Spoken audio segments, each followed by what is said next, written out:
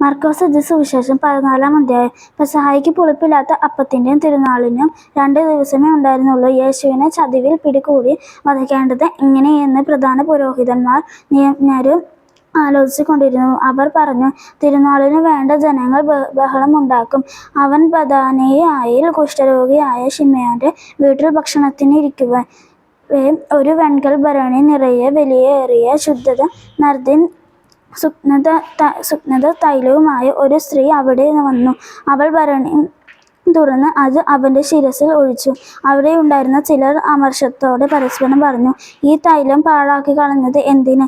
ഇത് 3 ധനാറയ്ക്കു വിറ്റ് ദരിദ്രർക്ക് കൊടുക്കുമായിരുന്നല്ലോ.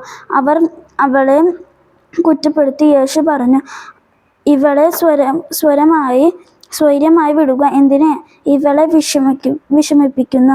ഇവൾ എനിക്ക് വേണ്ടി ഒരു നല്ല കാര്യം ചെയ്തിരിക്കുന്നു. ദരിദ്രർക്ക് എപ്പോഴും നിങ്ങളോട് കൂടെയുണ്ട്. ഇപ്പോൾ വേണമെങ്കിൽ അവർക്ക് നന്മ ചെയ്യാൻ സാധിക്കും. ഞാനാകട്ടെ എപ്പോഴും നിങ്ങളോട് കൂടെ ഉണ്ടായിരിക്കുകയില്ല. ഇവൾക്ക് സാധിക്കുന്നത് ഇവൾ ചെയ്തു. എൻ്റെ സംസ്കാരത്തിനു വേണ്ടി ഇവൾ എൻ്റെ ശരീരം മുൻകൂട്ടി തൈലം പൂശുകയാണു ചെയ്തത്. ഞാൻ സത്യമായി നിങ്ങളോട് പറയുന്നു, ലോകത്തിലെവിടെയെല്ലാം സുവിശേഷം പ്രസംഗിക്കപ്പെടുമോ അവിടെയെല്ലാം ഇവൾ ചെയ്ത കാര്യവും ഇവളോട് സ്മരണയ്ക്കായി പ്രസ്താവിക്കപ്പെടും. 12 പേരിൽ ഒരുവനെ യൂദാസ്കറിയാത്ത യേശുവിനെ ഒറ്റിക്കൊടുക്കാൻ വേണ്ടി പ്രധാന പുരോഹിതന്മാരും അടുത്ത് ചെന്ന് അവർ ഇതറിഞ്ഞ് സന്തോഷിച്ചു. അവന് പണം കൊടുക്കുമെന്നും വാഗ്ദാനം ചെയ്തു. അവനെ എങ്ങനെ ഒറ്റിക്കൊടുക്കുമെന്നും വിചാരിച്ചു. അവൻ അവസരം പാർത്തിരുന്നു. പെസഹ ബലി അർപ്പിക്കുന്ന പുളിപ്പില്ലാത്ത അപ്പത്തിന്റെ 1-ാം ദിവസം ശിഷ്യന്മാർ യേശുവിനോട് ചോദിച്ചു, നിനക്ക് ഞങ്ങൾ എവിടെ പെസഹ ഒരുക്കണമെന്നാണ് നീ ആഗ്രഹിക്കുന്നത്? അവൻ 2 ശിഷ്യന്മാർ അയച്ചുകൊണ്ട് പറഞ്ഞു, നിങ്ങൾ നഗരത്തിൽ ചെല്ലുക. ഒരു കൂട്ടം വെള്ളം ചുമന്നുകൊണ്ട് ഒരുവൻ നിങ്ങൾക്കെതിരായി വരും. അവനെ അനുഗമിക്കുക. അവൻ നിങ്ങൾ എവിടെ ചെന്നു കയറുന്നുവോ അവിടെ ഗൃഹനാഥനോട് പറയുക, ഗുരു ചോദിക്കുന്ന ഞാൻ എൻ്റെ ശിഷ്യന്മാരുമൊത്ത് പെസഹ ഭക്ഷിക്കുന്നതിനും എൻ്റെ വിരുന്നുശാല എവിടെയാണ്? സജ്ജീകൃതമായ ഒരു വലിയ മാളികമുറി അവൻ കാണിച്ചു തരും. അവിടെ നമുക്ക് വേണ്ടി ഒരുക്കുക. ശിഷ്യന്മാർ പുറപ്പെട്ടു നഗരത്തിലെത്തി. അവൻ പറഞ്ഞിരുന്നത് പോലെ കണ്ടു. അവർ പെസഹ ഒരുക്കി. സന്ധ്യയായപ്പോൾ അവൻ 12 പേരും ഒരുമിച്ച് അവർ ഭക്ഷണത്തിനിരിക്കുമ്പോൾ യേശു പറഞ്ഞു, ഞാൻ സത്യമായി നിങ്ങളോട് പറയുന്നു, എന്നോടൊപ്പം ഭക്ഷണം കഴിക്കുന്ന നിങ്ങളിൽ ഒരുവൻ എന്നെ ഒറ്റിക്കൊടുക്കും. അവർ ദുഃഖിതരായോ? അത് ഞാനല്ലല്ലോ എന്ന് ഓരോരുത്തരും അവനോട് ചോദിക്കാൻ തുടങ്ങി. അവൻ പറഞ്ഞു, 12 പേരിൽ എന്നോടൊപ്പം പാത്രത്തിൽ കൈമുക്കുന്നവൻ തന്നെ മനുഷ്യപുത്രൻ തന്നെക്കുറിച്ച് എഴുതപ്പെട്ടിരിക്കുന്നത് പോലെ പോകുന്നു. എന്നാൽ മനുഷ്യപുത്രൻ ഒറ്റിക്കൊടുക്കുന്നവനും ദുരിതം ജനിക്കാതിരിക്കുന്നെങ്കിൽ അവനും നന്നായിരിക്കും. അവർ ഭക്ഷിച്ചു കൊണ്ടിരിക്കുമ്പോൾ യേശു അപ്പമെടുത്ത് ആശീർവദിച്ച് മുറിച്ച് അവർക്ക് നൽകിക്കൊണ്ട് അരുളി ചെയ്തു, ഇത് സ്വീകരിക്കുവിൻ.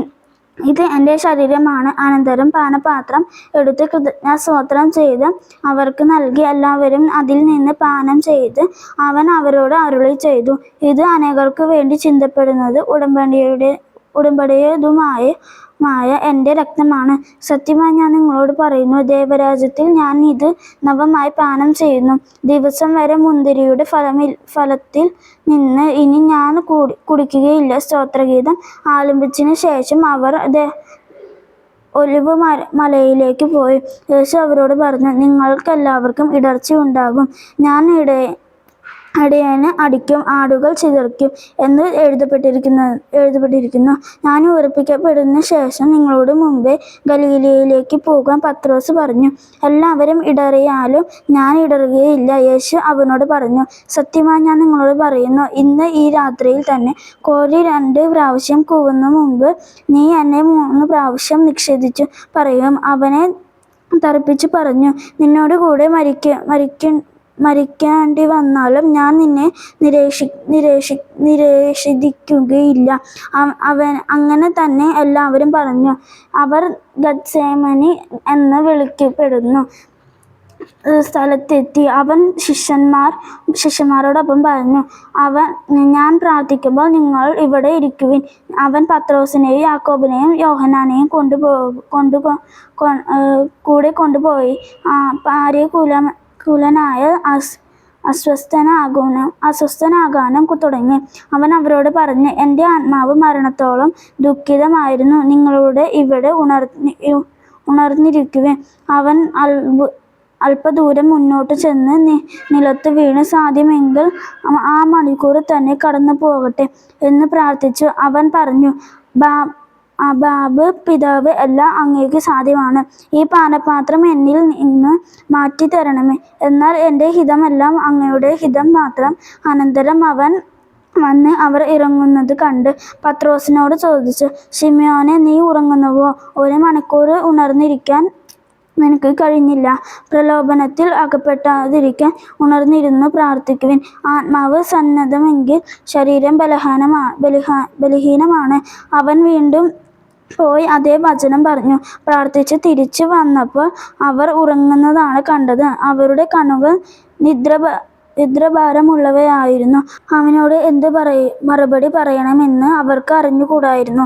അവൻ മൂന്നാമതും വന്ന് അവരോട് പറഞ്ഞു, ഇനിയും നിങ്ങൾ ഉറങ്ങി വിശ്രമിക്കുന്നവോ മതി. സമയമായിരിക്കുന്നു. ഇതാ മനുഷ്യപുത്രൻ പാപികളുടെ കൈകളിൽ ഏൽപ്പിക്കപ്പെടുന്നു. എഴുന്നേൽക്കുവിൻ, നമുക്ക് പോകാം. ഇതാ എന്നെ ഒറ്റിക്കൊടുക്കുന്നവൻ അടുത്തെത്തിയിരിക്കുന്നു. അവൻ സംസാരിച്ചുകൊണ്ടിരിക്കുമ്പോൾ തന്നെ 12 പേരിൽ ഒരുവനായ യൂദാസ് അവിടെ എത്തി. അവനോട് കൂടെ പ്രധാന പുരോഹിതന്മാരുടെയും നിയമജ്ഞരുടെയും ജനപ്രമാണികളുടെയും അടുത്തു നിന്ന് വാളും വടിയും ഒരു ജനക്കൂട്ടവും വന്നിരുന്നു. ഒറ്റുകാരൻ അവർക്ക് അടയാളങ്ങൾ നൽകിയിരുന്നു. ഞാൻ ആരെ ചുംബിക്കുന്നുവോ അവൻ തന്നെ അവനെ പിടിച്ച് സുരക്ഷിതമായി പോയിക്കൊള്ളുക. അവൻ യേശുവിനെ സമീപിച്ച് ഗുരുവോ എന്ന് വിളിച്ചുകൊണ്ട് അവനെ ഗണ്ഡമായി ചുംബിച്ചു. അപ്പോൾ അവർ അവനെ പിടിച്ച് ബന്ധിച്ചു. സമീപത്ത് നിന്നിരുന്ന ഒരുവനും വാൾ ഊരി പ്രധാന പുരോഹിതന്റെ സേവകനെ വെട്ടി അവന്റെ ചെവി ചെണ്ടിച്ചു കളഞ്ഞു. യേശു അവരോട് പറഞ്ഞു, കവർച്ചക്കാരനെതിരെ എന്നതുപോലെ വാളും വടിയുമായി എന്നെ ബന്ധിക്കാൻ നിങ്ങൾ വന്നിരിക്കുന്നുവോ? ഞാൻ ദിവസവും ദേവാലയത്തിൽ പഠിച്ചുകൊണ്ട് നിങ്ങളോട് കൂടെ ഉണ്ടായിരുന്നു. നിങ്ങൾ എന്നെ പിടിച്ചു. എന്നാൽ വിശുദ്ധകൾ പൂർത്തിയാകേണ്ടിയിരുന്നു. അപ്പോൾ ശിഷ്യന്മാരെല്ലാവരും അവനെ വിട്ട് ഓടിപ്പോയി. എന്നാൽ ഒരു യുവാവ് അവനെ അനുഗമിച്ചു. അവൻ ഒരു പുതപ്പ് മാത്രമേ തൻ്റെ ശരീരത്തിൽ ചുറ്റിയിരുന്നുള്ളൂ. അവർ അവനെ പീഡിപ്പിച്ചു. അവൻ പുതപ്പ് ഉപേക്ഷിച്ച് നഗ്നനായി ഓടിപ്പോയി. അവർ യേശുവിനെ പ്രധാന പുരോഹിതൻ തൻ്റെ അടുത്തേക്ക് കൊണ്ടുപോയി. എല്ലാ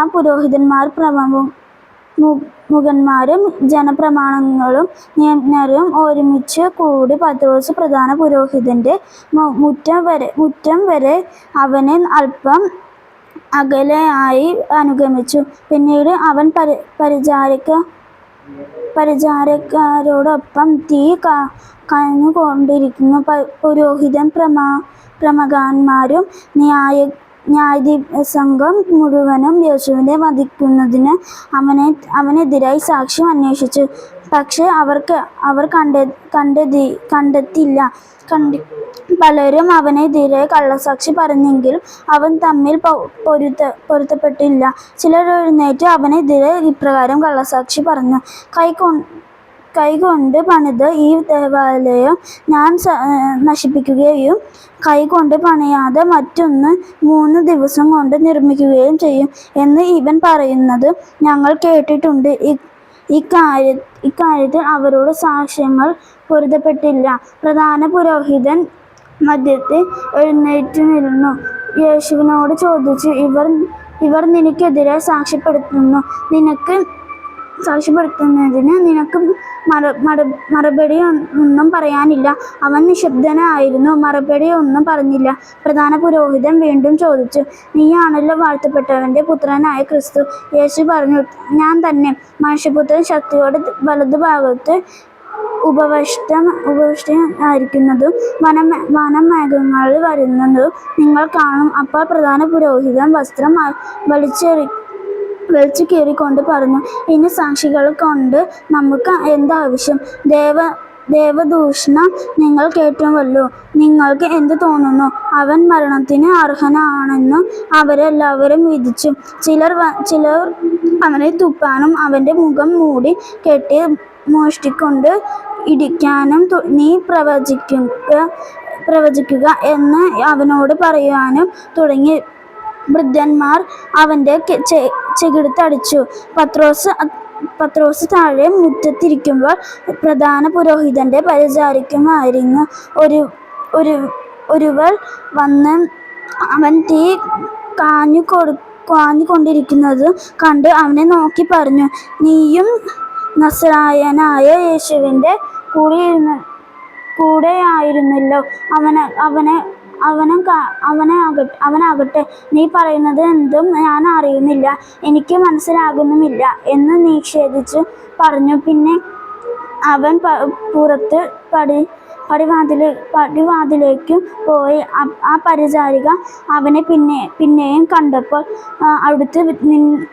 അടുത്തു നിന്നവരോട് പറഞ്ഞു, ഇവൻ അവരിൽ ഒരുവനാണ്. അവൻ വീണ്ടും അത് നിഷേധിച്ചു. അല്പം കഴിഞ്ഞപ്പോൾ അടുത്തു നിന്നവർ പത്രോസിനോട് പറഞ്ഞു, നിശ്ചയമായി നീ അവരിൽ ഒരുവനാണ്. നീയും ഗലീലയക്കാരനായല്ലോ. നിങ്ങൾ പറയുന്ന ആ മനുഷ്യനെ ഞാൻ അറിയുന്നില്ല എന്ന് പറഞ്ഞ് അവൻ ശപിക്കാനും അണയിടുവാനും തുടങ്ങി. ഉടൻ തന്നെ കോഴി രണ്ടാം പ്രാവശ്യം കൂവി. കോഴി 2 പ്രാവശ്യം കൂവുന്നതിന് മുൻപ് നീ 3 പ്രാവശ്യം എന്നെ നിഷേധിക്കുമെന്ന് യേശു പറഞ്ഞു. വാക്ക് എപ്പോഴും പത്രോസ് ഓർമ്മിച്ചു. അവൻ ഉള്ളുരുകെ കരഞ്ഞു.